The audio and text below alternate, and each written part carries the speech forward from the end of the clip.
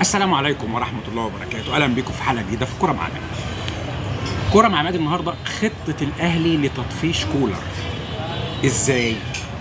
خلاص يا كولر بقى، شهر العسل انتهى مع الأهلي. اللي عملته في مباراة باتشوكا له حسابات كتير. أنت خسرت الأهلي 400 مليون، مش سهل يعني. إدارة الأهلي واخدة قرار، والتخطيط اللي هنقول عليه هتسمعه، اللي هنجيبه هتاخده. كلامك ما عادش أوامر. من دلوقتي احنا اللي هنشوف مصلحة الفرقة. احنا سيبناك ضيعت سوبر افريقيا قدام الزمالك، وضيعت لقاء تاريخي قدام ريال مدريد في كاس القارات في النهائي. يبقى الخطة اللي جاية تطفيش كولر.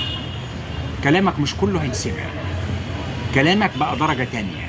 احنا الإدارة ولجنة التخطيط اللي هتقول خد ده خد فلان، خد فلان، مشي فلان، مشي فلان، مشي علان. اللي انا بقول لك عليه يبقى خطة الاهلي لتطفيش كولر. يا ريت ده يحصل. نتكلم ده ممكن يحصل. لو ما عجبش كولر هيعمل ايه؟ هيقول لهم سلام عليكم. ده سويسري برضه ومخه ناشف. هيقول لهم ايه؟ سلام عليكم. يبقى خطة الاهلي لتطفيش كولر. خبرنا التاني علاج نفسي لكهربا. كهربا بيتعالج دلوقتي نفسي من اللي حصل له في ماتش باتشوكا.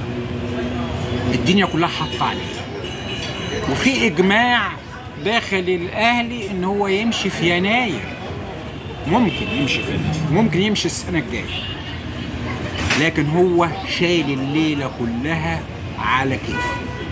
انت سبب الخساره، وانت اللي فتحت باب التعادل في ضربات الجزاء، وانت اللي سبب بدايه الهزيمه.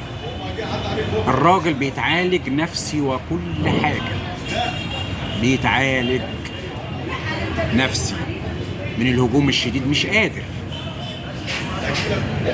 علاج نفسي لكهربا. خبر بعد كده، الأهلي دخل في مفاوضات مع مهاجم الشمال القطري بغداد بونجاح الجزائري، هداف كبير وهداف تاريخي للجزائر، مع إسلام سليماني. مين اللي بيقنع بغداد بونجاح عشان ينضم للأهلي على الأقل في كأس العالم للأندية؟ طبعا تريزيجيه في الطريق في كأس العالم للأندية، وحمدي فتحي كمان خلاص خلص وهيلعب في كأس العالم للأندية، وفي لاعيبة تانية جاية. ممكن زيزو. مين اللي بيقنع بغداد بونجاح ان هو ينضم للأهلي؟ ده لو جه يبقى صفقة الموسم أبو تريكة.